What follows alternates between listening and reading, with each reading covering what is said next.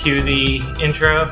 Welcome to the second episode of the No Pain No Gamecast, your one-stop for Tiger Talk and Jason Jiu-Jitsu Jabber. Jason Jiu-Jitsu, what are we talking about today on our second episode? That's a very formal intro. We are going to talk Destiny, because both you and I have gone through a bit of a roller coaster relationship with Destiny and with Bungie throughout the years. And so, with the release of Shadowkeep this past week, some news on our front involving that relationship, we figured it'd be a good topic to talk about. So I think we should start talking about kind of this relationship you mentioned of us and Destiny and Bungie. So at this point, Destiny is now a 5-year-old game. Yes. It first came out in 2014, and I remember the time very well because it actually came out 2 weeks after my son was born. Oh, shit. And I spent many nights rocking him to sleep across my arms, holding my controller with my headset mostly on mute to not bother my teammates while I was grinding and trying to do the raid. Nice. So I have very fond memories of the start of Destiny. But I know when the game first came out, not very popular. A lot of people did not like it to begin. I was not one of those people. I loved it right away. Yeah, I liked the direction the game was taking. Yep. And my opinion of the game has changed a lot since then. But so you felt the same way when it came out? You liked it right away? Well, so yes and no. So I played the beta and absolutely fell in love with it. Yeah. When I got the actual game, it got a little rocky for me. Okay. Rocky in what ways? So that's what I want to know. Because I think everyone has a different experience with Destiny, and it's interesting to hear what yours was. Yeah, I don't know. Destiny was really kind of the first of these kind of games I had ever played, to be honest with you. Yeah. So I don't think I knew what I was getting into, per se. I just played the beta, and it was hella fun, and so I was sold, right? I think the end game was a little rough in Destiny in terms of like how it was set up, having to play with like a bunch of people. There wasn't really matchmaking to speak of. There was this whole element, and then not that is like a bad game decision. It was just a game decision I wasn't prepared for. Right. And so I think I had kind of this rocky start that kind of was like, oh, this beta is amazing, get into the actual game. I'm not sure I actually like this. So I like one thing that you said, that this was your first experience with this type of game. And I think that is kind of the main issue that Destiny had when it first started, was it couldn't decide exactly what kind of game it wanted to be. Like, it was a little bit MMO, a little bit first-person shooter, a little bit RPG, with kind of a little bits and pieces of other things thrown in there as well. And I think a lot of people jumped in. They're like, oh, this is going to be an MMO, something I can spend so much time playing over and over again. And they're like, there isn't that much MMO to this. And then other people are like, oh, this is a first-person shooter. I love like FPS games. They get into it. They're like, what's with all these weird currencies I have to collect to exchange for items? And I think that's kind of the main issue it struggled with when it started. I don't know, though, if you've read the book Blood, Sweat, and Pixels. No, but you've told me a lot about it, yeah. So there's a whole chapter in there on Destiny and kind of the roller coaster that Bungie went through in the development of that game, prior to release and then after release, and the changes they had to make. So personally, I loved the direction the game was taking when it first came out. I didn't have any issues with a lot of the gameplay elements. I did have trouble doing the raid for a long time, simply because finding 6 people to sit down with, and again, my son was just born. I had my first child at this point.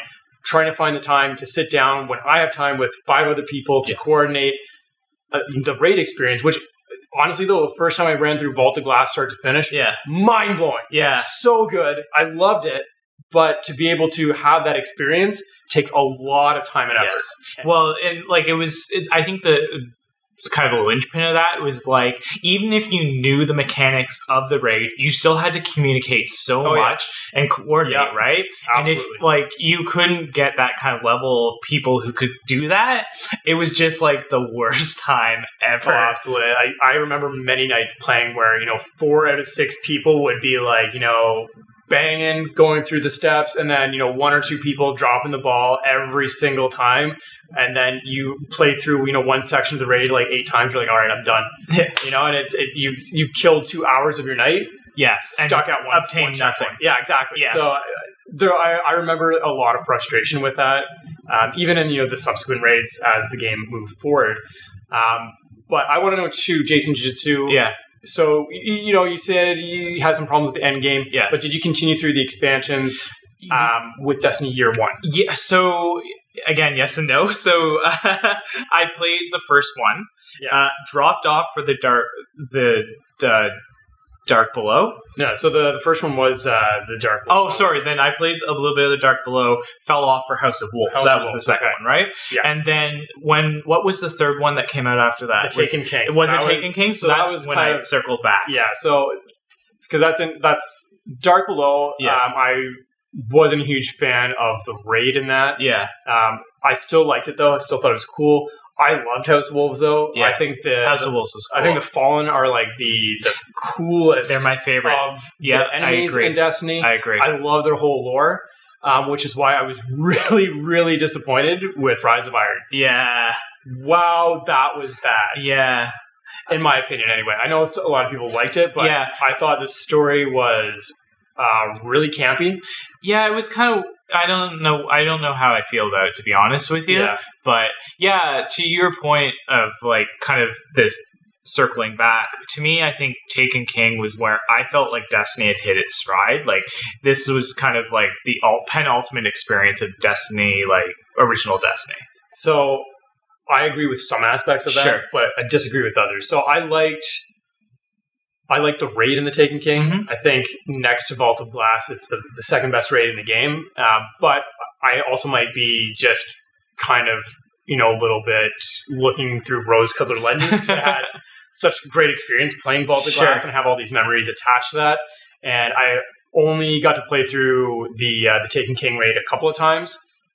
But like, I like how there's still strong mechanics in it, but it's a little easier to execute than Vault of Glass. Mm-hmm.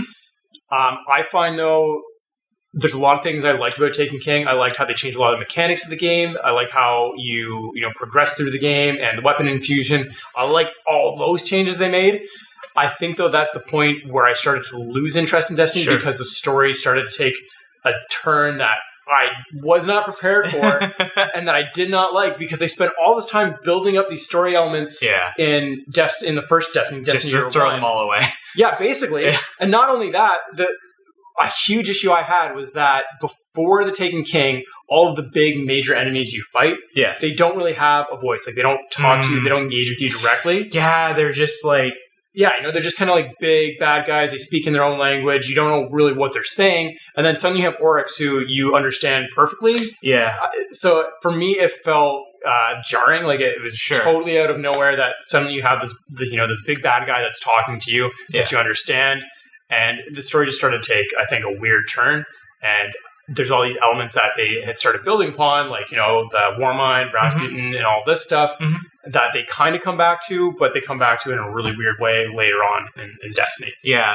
Well, I mean, it kind of seems like one of these things, because I know you've kind of given me bits and pieces from the book of, like, how, like, they had this original, like, Bible, essentially, that they just totally, like, scrapped, did they not? So, yeah, what had happened was that originally, everyone who was writing for the game, and these are like guys who had been working with Bungie basically since the beginning. Yeah.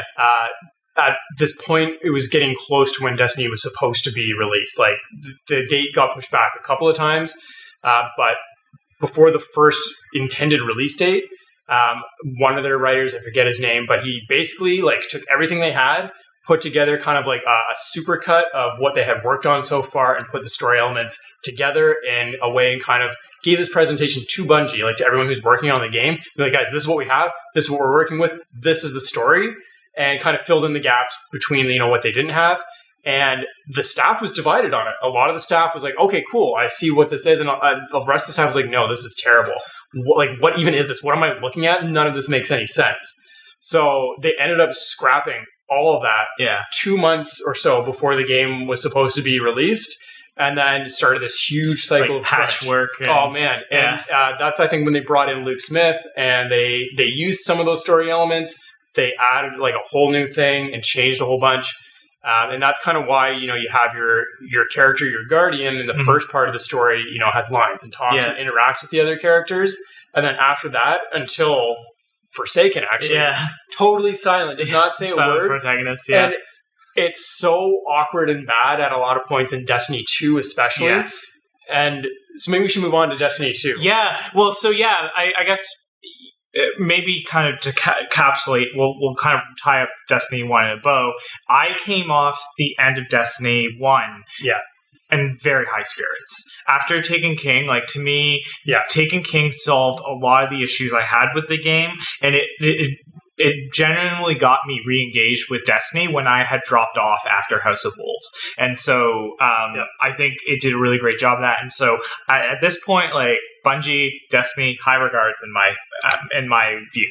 Yeah. So I was stuck with it all the way through, like Dark Below, House of Wolves, which I loved. I know a lot of people did not, but honestly, people didn't like Prison of Elders, but I thought it was like such a cool premise. I know it wasn't like a full-blown raid and whatever, but I still really enjoyed it. I liked, again, elements of Taken King. I liked the gameplay. I think they kind of got the system down. Yeah. Everything kind of clicked. The only thing for me, the only issue I had was I think storyline started to take a nosedive and writing as well. Also replacing Peter Dinklage with Nolan North. And no offense, Nolan North, great voice actor. I just think that you had, Destiny 1 building up this character of the Ghost as being kind of, your wise kind of guiding voice to being, like a snarky kind of goofy sidekick. And I'm just like, okay, that's not for me. Like, I get people that like this. I know they're trying to reach a broader audience, and that may have been EA's kind of hand playing on it. Well, I mean, they have to appease shareholders. They want to reach a larger target audience. But then Rise of Iron, that's, I think, when the storytelling really went downhill. Yeah. I did not care for the story of Rise of Iron. Sure. Again, I liked the gameplay. I liked the raid in that, too. Actually, it was a lot of fun. Yep.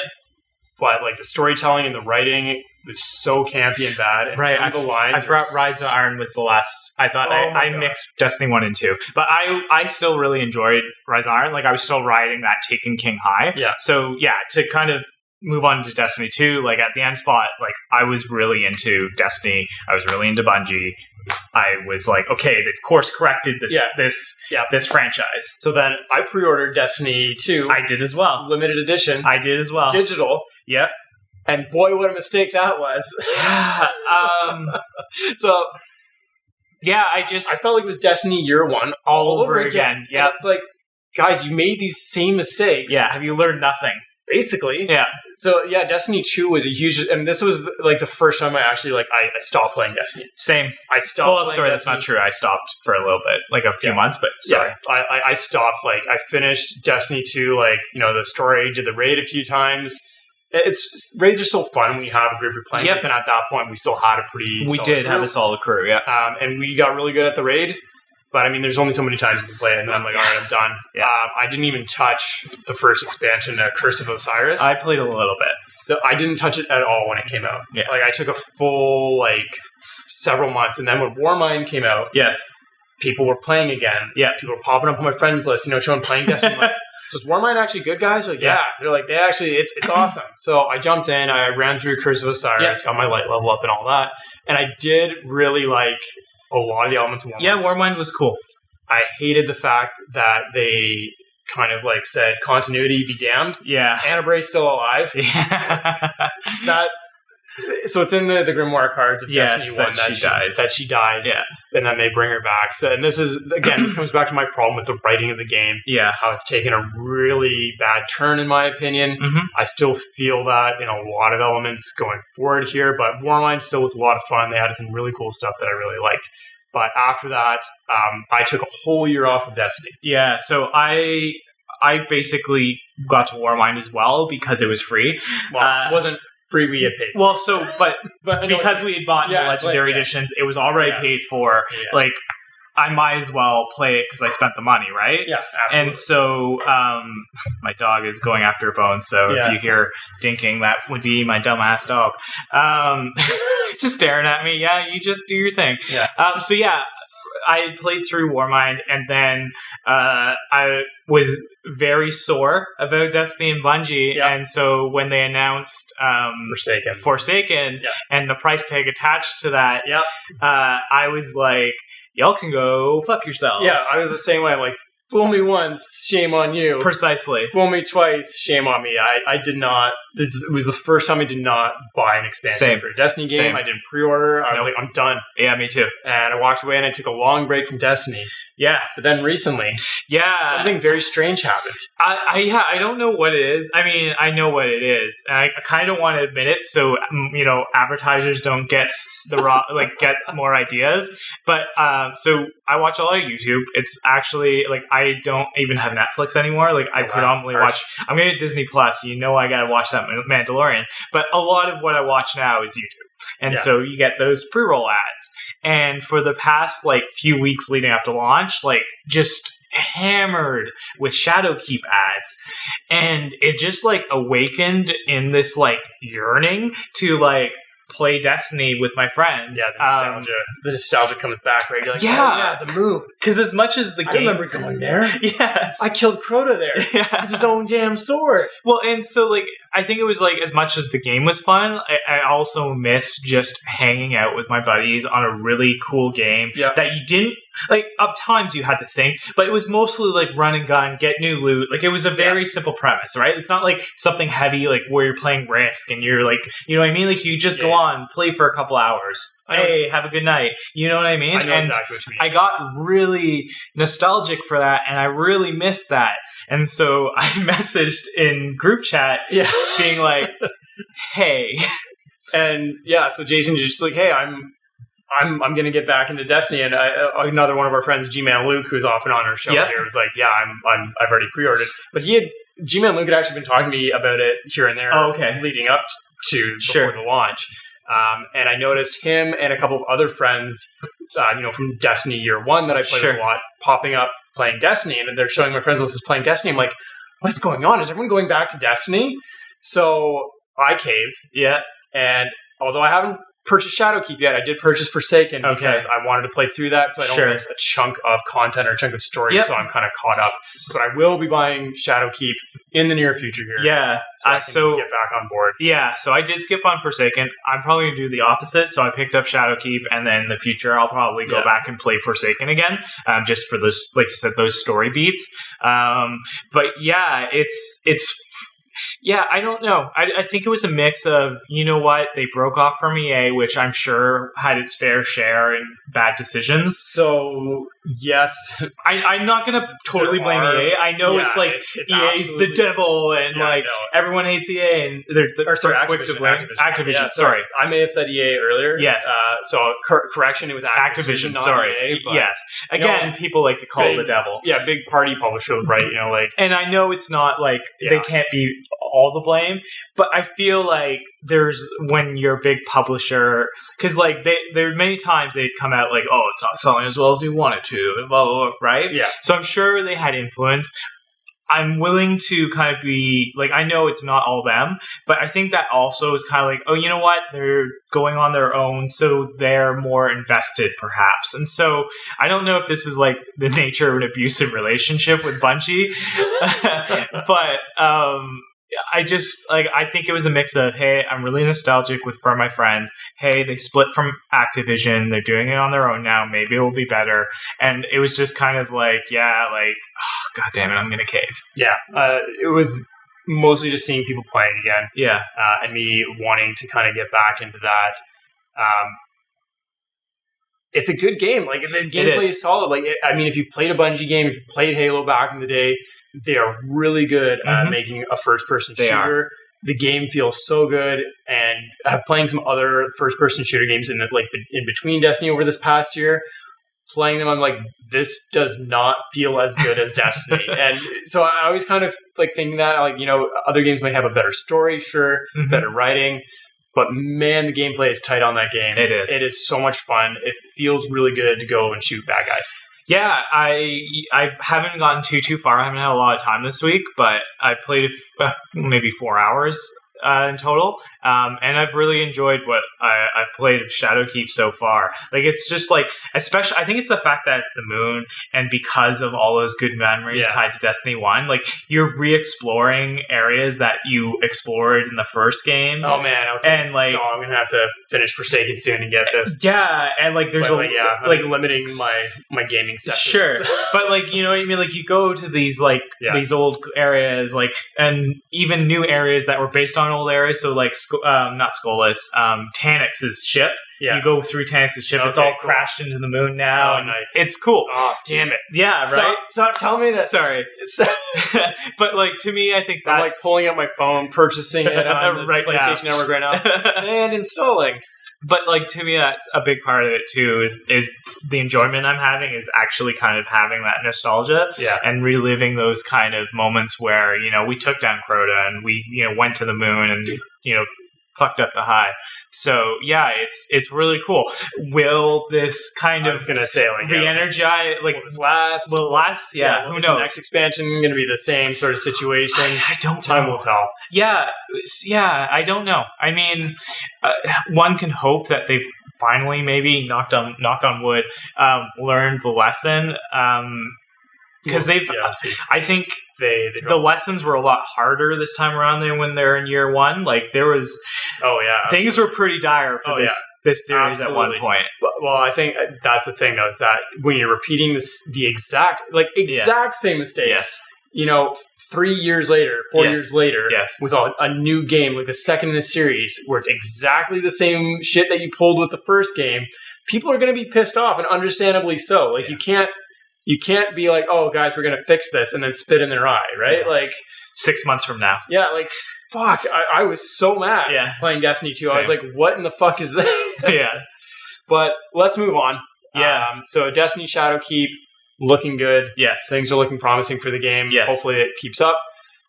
This past week, though, on the show, we played celebrated the end of summer with Anime Titty Beach, the game. Yeah, we played Senran Kagura Beach Splash. Try saying that 10 times fast. I think the funniest part of that whole thing is we had to buy that game twice. Yeah, so the game has no local multiplayer. No, it doesn't. Which we did not know when we first bought the game. Yeah. So we ended up having to buy 2 copies. Yes. Fortunately for Jason Jiu-Jitsu, he had the good fortune of being able to buy it on sale digitally. Yes. Whereas I actually purchased it from a store.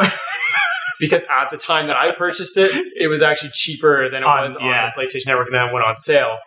And man, they gave me a hard time when I was buying that game. So, like, I'm in line buying this game. Yes. There's this woman in line ahead of me who is a former staff of the store. So she knows everyone. She's like, you know, we're talking. We're talking about Ni no Kuni because Ni no Kuni Remastered just came out. She's like, oh, I can't wait to play this. I've only played the second one. I'm like, oh yeah, it's really good. Like, I liked it a lot. And then she saw the game I'm holding my hand. She's like, oh, you're in for a treat with that one. I'm like, oh no, this really isn't for me. It's for, you know, my YouTube show. She's like, yeah, sure. I'm sure it is. I'm like, what? No, seriously. And then when I'm purchasing the game, the staff opens it up and like the game manual is just like a close up of a woman's chest, like, and he just started laughing and he's like, dude, like, what even is this? I'm like, it's not. I mean, it's for me, but no, it's for our show. And like, I'm like, guys, no, I'm not some creepy perv. Yeah. But man, that game is ridiculous. It is inappropriate. Yeah, I honestly did not expect it to be. I didn't either, to be honest. So those of you who watched the episode, you know what we're talking about with the finishing moves. You know what it's called? What is it actually called? It's called Squirmy. Oh my god. I forgot to say that during the episode. Yeah, so essentially, this gets worse. When you knock your opponent down, you can blow off, like, you squirt water, and it's almost like Galgun, I think. Anyways, all these different types of games. But you can target different points with this squirt gun. So you could, like, blow her top off, blow her bottoms off. Yeah. And, like, I knew it was going to be girls running around in bikinis shooting water guns. I did not know that, like, and it's like this, like, they censor it. Of course, they're not going to show you. Flare, yeah, it's like a really bright light on the nips or in the, you know, the general vicinity of the vulva area. Yeah. So, but man, I did not expect that. When that first happened in the game we were playing, I was just like, why? What? No. No one needs to play this game. This doesn't need to be a thing. So, like, I now understand why Sony's cracking down on their sexual content in games, because this game is rated M, so it says, like, partial nudity in the game, which I guess is technically an accurate description. Yeah. There is full nudity, but it's censored, so I guess it's partial nudity. But well, you would think that they might as well at the M rating, because, like, God of War showed tits on an M rating before, right? Yes. So God of War, a lot of other games, The Order is one that I can think of because it has both male and female nudity in the game. Yeah. So, like, you see full-on guy dong flop. Okay, now does that go into AO territory? Do you know? No, because because the nudity is still brief. Yeah. And the content in those games isn't focused on that nudity. It's not like it's not sexualized. By nature. Okay. So there is a scene in The Order in particular where, like, you run through, like, I guess, like a hotel or a hostel or whatever, and there's some guy, like, with some prostitute. Oh, okay. And, like, you know, you see her breasts, of course, like, she's riding him or whatever. Yeah. But it's still, like, it's like a scene that makes sense in the story. In the context. So it's not focused on that. Sure. Whereas Senran Kagura, where the whole fucking premise is make them naked. Yeah. So I'm like, why wouldn't they just not censor it and put that AO rating on there? Like, obviously they can't sell it in stores. I guess it's going to affect their sales, but, like, that's their audience, right? Yeah. Well, who wants... Who's gonna? Well, I mean, you did, but, dude, like, who's gonna go to that awkward as fuck? Who's gonna go to the store, grab that case with those big old anime titties? You know what? That's some big dick energy if you actually do that. So I did. Yeah, you did. BD. But man, it was bad. Yeah, it was horribly awkward, and it was pretty hilarious. Yeah. It's actually a fun game. Aside from that, I know we only played a couple 1-on-1. Yeah, the 5-on-5 is a lot of fun. So, I think as a game without the overt sexual nature of it, I think it'd be a fun shooter game. Like it plays well. Yeah. The online aspect, again, there's obviously with any online game, there's a little bit of issues with connection issues, causing lag and latency. But yeah, other than that, solid gameplay. It's fun. But wildly inappropriate and might get wildly inappropriate on YouTube. Who knows? We don't know. See how long that video stays up. Yeah, but I had this kind of, like, while I was editing, this, like, moment of, like, should I mosaic this even more? Yeah, maybe. But then I was like, you know what? Just leave it the way it is. Let the weebs have them. Let them have titties, as Marie Antoinette once said.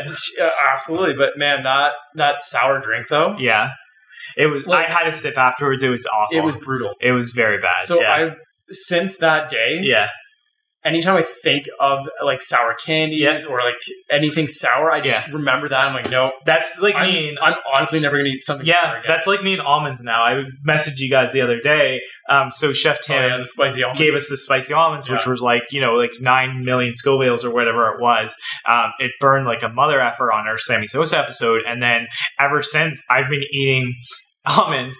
I just not unconsciously like recoil or like brace myself for pain. You tense up. You're just yeah. So I feel you on that. Yeah. But that was a really great episode. So if you haven't watched it, please do.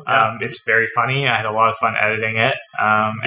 There's anime titties. There's some great moments in that. Our intro, I think, is one of my favorite parts. That's a really good intro. Good.